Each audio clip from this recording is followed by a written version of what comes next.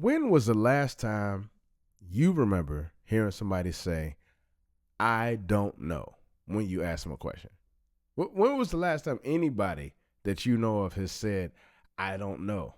Do we even say I don't know anymore? Instead, nowadays, we just say, hold up, let me Google it. I mean, back in the day, your mama used to say, go ask your daddy. And now she's asking Chrome. Your teacher used to say, look it up. Like if you didn't know anything. Remember they used to have these things called encyclopedias? Now, encyclopedias are these sets of books, right, that had tons and tons of information. You probably can still find them in libraries and such. Maybe at your grandmama's house, probably at the top shelf generally, if she has a bookshelf. Shout out to your grandmama for still having books. But that's generally where information was stored. Before we had the Googles, before we had the internets, that was where you went to get information. So when somebody said to look it up, that was where you looked it up. But nowadays, that just means to type into the same white box that the rest of the world has been using. Google became our collective memory, our librarian, our oracle, but somehow also our confessional. And what I mean by that is it knows too much about you to a degree. Like it knows the questions that you're too scared to ask out loud, right?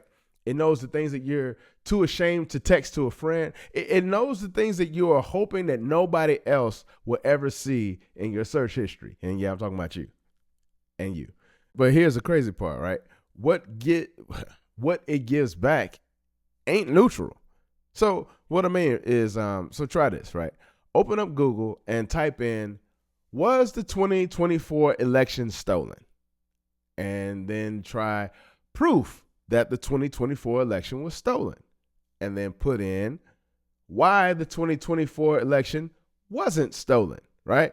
Basically asking about the same event in three different ways, right? Three different prompts, three different diverse universes, actually, because with Google, it's not just the answers that change, it's the questions that determine the truth that you're handed. See, we used to believe that the truth is the truth. But now truth is just a search result. And somewhere along the way, belief got rebranded as a personalized experience. So today I'm asking three questions that might mess with your faith in the algorithm, just a soupçon. And that is, what happens when belief is based on what's most searchable, not what's most provable? And who benefits from hiding certain truths behind digital noise? And lastly, can we trust any gospel written by the world's biggest ad company? I guess we'll find out.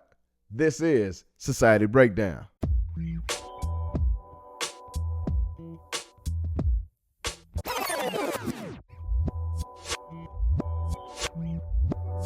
Peace, peace, peace, and blessings. What's good? This is your boy 7 Inglewood Zone right now in your zone, and this is Society Breakdown. And Society Breakdown, just so you know, is a place where we like to take a look at the things that are already broken and make a mosaic of the pieces. And this week, we're cracking open the Chrome tab that most of us live inside of. Because when you treat Google like God, you forget that it's really just a business dressed in a hoodie. Let's go. So when search became scripture, right? Let's go back, way back. Before Google it became our go-to statement of, I don't really want to be bothered, but I'm sure there's an answer for it. I'm just not willing to help you find it. So back in the day, you had to dig through encyclopedias, right? You had to ask a librarian, talk to actual humans and ask them things. You had to say things, be coherent about the thing that you're asking, and make sense. And what did that mean? It meant the answers were slow, but that also meant that your questions had weight to them. So you weren't just asking willy-nilly anything questions like a 3-year-old does or a 5-year-old does. And when they're saying, why, but why, but why, but why? You can do that with Google to your heart's content, because Google's getting paid off the ad revenue. Mama's not. But then came Google. So suddenly every answer was instant. But here's the trick that nobody told us. We were not just searching Google. Google was searching us and searching our likes and keeping track and record of any and everything we ask about in all capacities. So every keystroke logged, every click profiled, every hesitation before choosing a link, record it.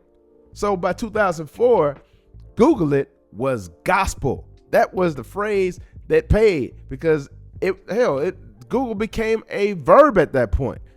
You know what I'm saying? It wasn't look it up, it was Google it. That's to even say Google anything is weird, because it's first started off as a noun. But we won't get into verbs and nouns. I know that's well beyond you guys' thinking, right? But then they got greedy. In 2018, Google quietly removed their famous code of conduct that said, "Don't be evil." And look, that wasn't a glitch. That's I think that's the evil reveal, right? Because when you own 90% of global search traffic, you don't need to be moral. You just need to be profitable. Ask yourself, why is the first page of Google all blog spam and AI generated trash right now? That's because people learn how to write for the algorithm and not for the truth. Truth is so passe. It's second tier at this point. Hell, it's a third class citizen. And look, you want to know about vaccines? You get SEO war zones. You want to know if your partner is cheating on you? You get affiliate links for spyware. Google is no longer about finding the best answer. It's about serving you an answer that makes them money. So the phrase that pays is whatever pays that day. Hell, what you search for today may be what you search for and get as an answer today, you may get as a different answer tomorrow.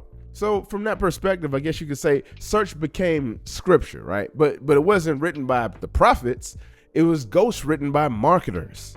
So if we're looking at the benefits from this digital dogma, let's not pretend. Let's first start off by not pretending that this is random, right? Google made $265 billion in ad revenue just last year alone, 2024. You can Google it. I mean, you ever notice how hard it is to find certain things? I mean, like real information. If you're really searching for something that's imperative or that you really need specific information about, you're going to be searching for a while if you're using Google as your only search engine. So if you're looking for real statistics on police violence, right? good luck. Systemic redlining history or something like that, like I did in the redlining episode that I did talking about Levittown. Yeah, good luck. Any documents on foreign coups, again, good luck, because it's not necessarily going to feed you what will answer the question. It's just going to feed you what will feed them. Is that making sense? I hope that's making sense at this point. And look, don't get me wrong. It's not because they don't exist. It's because those keywords got buried under clickbait and outrage posts, which hit the airwaves and will hit your feed a whole lot quicker than the actual information that you're looking for. And they do that with purpose. So if you can't find the question, you'll stop asking. Just think about it. Here in the information age, information is your best weapon. Somebody's looking for something that's easily findable online. Cool. Let's have a whole bunch of other sites and other information that's closely related but not related. Just think about Planned Parenthood. Just think about what they've done with Planned Parenthood and I don't even, can you say abortion? I'm sure I can, because nobody cares. Nobody's watching this channel. But if you look up abortion, you'll see and notice that I won't say look up, but if you were somebody who was looking to have an abortion, they would have these clickbaity ads. And when I say clickbaity, obviously I'm talking about in real life, in the wild. But there would be these billboards that would say, "Oh, you're thinking about you have an unplanned pregnancy? We can help." So that would sound like this is a place that you can go to, perhaps think about your options if you want to have an abortion, or whatever other options may be. However, most of those ads, most of those billboards are set up by organizations that are looking to talk you out of having an abortion and talk you into having the child, regardless of if you can afford it, or regardless of if how the child came about, regardless of any of those circumstances, because the child, the life, is the most important thing. That they probably want to get killed in somebody's school shooting, but that's a whole different story for a whole different day. My point is, they will put that information out there to make it seem like this is what you're looking for, only to waste your time and get you to a point where hopefully you stop looking for what you were actually looking for. That's the same thing that's taking place with Google now. So I don't know, maybe that was the business model, that was the 1.0 version, and now we're at the 2.0 version where they've now taken it nationwide. I don't know, but it just seems like, you tell me. I believe that's what it sounds like, and that's what it seems like Google is doing right now when it comes to looking for certain information. And that business model benefits a lot of people, not just Google, right? Politicians get to pretend that there is no dissent, regardless. Corporations get to hide the bad press behind layers of content farms, and governments can algorithmically invisibilize entire stores without ever burning a book. So if you're thinking that all the CRT stuff that's happening overtly is bad, think about all the books and all the things that are happening online, or that are available online, that you can't access or can't find because of the amount of content farming that's been taking place to keep you and shield you from getting to that information. And that's the covert side of it. So that's the stuff that you're not even seeing. So again, if you think CRT and what they're doing against it is heinous, well, trust, the internet's been out a long time. I mean, take the Iran war, the 12-day war that was completely successful, leading to a complete shutdown of materials being created for nuclear enrichment, only for that not to have happened. Anyway, it was a total ceasefire that also didn't happen. Anyway, I'm just saying, if you were to try to Google the Iran war, right?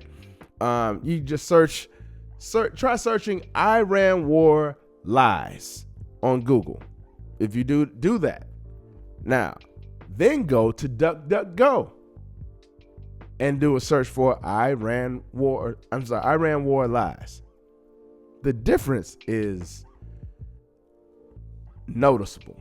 Same internet, different gatekeepers. And in case you think it's paranoia, look, multiple sources, including internal documents leaked to Project Veritas and coverage by left-leaning outlets like The Intercept and even The Guardian, have discussed how algorithms can create biases and bury dissenting voices. They call it algorithmic fairness. But whose fairness are we talking about? Yours or theirs? Because if Google is curating the truth, then belief is no longer based on facts. It's based on the illusion of consensus. We think everyone gets along. We think this is what everyone's looking for. But in actuality, all this is confirmation bias on a large scale.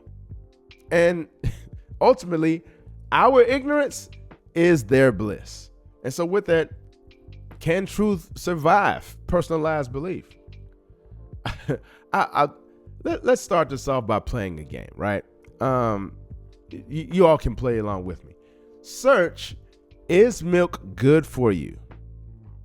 Then search, is milk bad for you? Same subject, opposite results, right? Now you throw in some TikTok nutritionists, sponsored blogs, and experts selling $39 detox kits, and all of a sudden you've got a whole bunch of information that tells you other information than what you were trying to find out about milk. Good or bad? Which one? And this is what happens when truth becomes personalized. So you don't find the answer, you find your answer. And your answer helps to confirm your bias. It might be a lie that makes somebody else rich, or it might be something completely heinous about a community or a group of people. Either way, Google doesn't want you to find the truth. It wants you to find comfort, ease. It wants you to look, because you get this efficient system that's helping you out.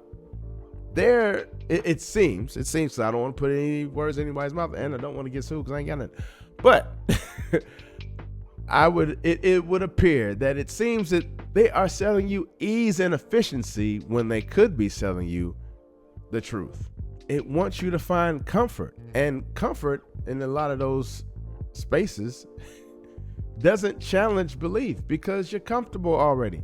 So in last week's episode, when I was talking about skepticism versus cynicism, Like, you're not going to be a skeptic, or not nearly as much of a skeptic, if you think everything is already great. If everything's already gravy, what do you have to be skeptical about? If everything is matching up to what your beliefs are already, then what do you have to worry about? Seriously. We actually become more certain, but less correct, if you believe it. We become more confident, but less curious. That's where the skepticism goes. And worse, the algorithm traps you in what you already believe. I mean, ask anybody how they got into whatever fringe beliefs they have. It wasn't because of a library. It was a rabbit hole, YouTube, Reddit, click, click, click. It was all these clicks that was taking place. And that kept them trapped into that cycle, or that thought pattern, whatever that is. And so with all of this, we're asking, can truth actually survive? I mean, only if we do the work to look beyond the easy answers. We can't sit and act like, oh, this is the answer, this is it, and it confirms what I was already thinking. So yeah, that's enough. Sometimes you have to confirm the confirmation. And so what do we do about this? First, use multiple search engines. Google is not the only option. It's only the most popular right now. Before that, it was Yahoo. Before that, it was Ask Jeeves and Netscape. I'm sorry, I'm showing my age. But it was a lot of others before that. So it could be something else. Try DuckDuckGo, Brave Search, and even some of the old school spots like Metafilter, Ask Metafilter, and the straight dope forums that still have some legacy discussions untouched by the algorithms. Secondly, search your questions in different ways. Don't just look for confirmation. Ask for the opposite. So instead of saying, has this thing happened? Say, has this thing not happened? It's just as simple as that. Ask for the opposite of it and then see what you get. Next, I would say check your sources before you trust them, right? If it's an SEO blog with 18 pop-ups and no author, close the damn tab. You can support platforms that aren't driven solely by ad revenue, like Substack, Patreon, ProPublica, The Marshall Project, Center for Public Integrity. There are tons of other products out there that you can use. You don't have to be lazy. All of this is just begging us to be lazy, but there are also other platforms and other paths for us to choose where, hey, maybe it takes us a little bit of work to get things done or to get what we're looking for. But trust me, the work is worth it. The wait is worth the work. The wait to get to the information is worth the work that you do to get it. It's all self-serving. Next, check your bias and demand receipts. We said this in the last episode. Whatever your biases are, check them and understand, like, why do I believe this? Why do I believe what I believe? And if I have these biases, why do I have these biases? And when you're demanding receipts, look for information that helps to solidify the biases that you have. I mean, look, you might not be wrong, but you also might be echoing a narrative that benefits somebody else more than you. And finally, don't confuse convenience with truth. Just because it came up first does not mean that it's right. It's not truth. It's just ranking first. And we want to stay out of the ranking files, I believe. What is the long-term effect of too much information? One of the effects is the need to be first, not even to be true anymore. So what a responsibility you all have to tell the truth, not just to be first, but to tell the truth. We live in a society now where it's just first. Who cares? Get it out there. We don't care who it hurts. We don't care who we destroy. We don't care if it's true. Just say it, sell it. Anything you practice, you'll get good at, including BS. Yeah, the truth may not always be clickable, but it is worth finding. So here's my challenge to you, right? What is something that you have Googled recently that deserves more than a ranking algorithm's opinion? Drop that in those comments and let's crowdsource a real gospel, the real gospel. So that way we can rebuild what disappeared. Maybe we can be the next book of Eli. And if you found something real in today's episode, share it, subscribe, tell a friend, because in the age of filtered facts, we need unfiltered minds. And to my people that's already in the comments, in my inbox, and on this journey, y'all are part of the 7th Army, and I thank you. You already know what it is. But you, and just like everybody else, have just gotten a little soupçon of 7 cents, where I hope that you'll see it as I do, at least when I'm through. With that, this has been Society Breakdown, and I have been your boy 7, and I'm telling you to trust your 7 cents. Peace. And I'm out.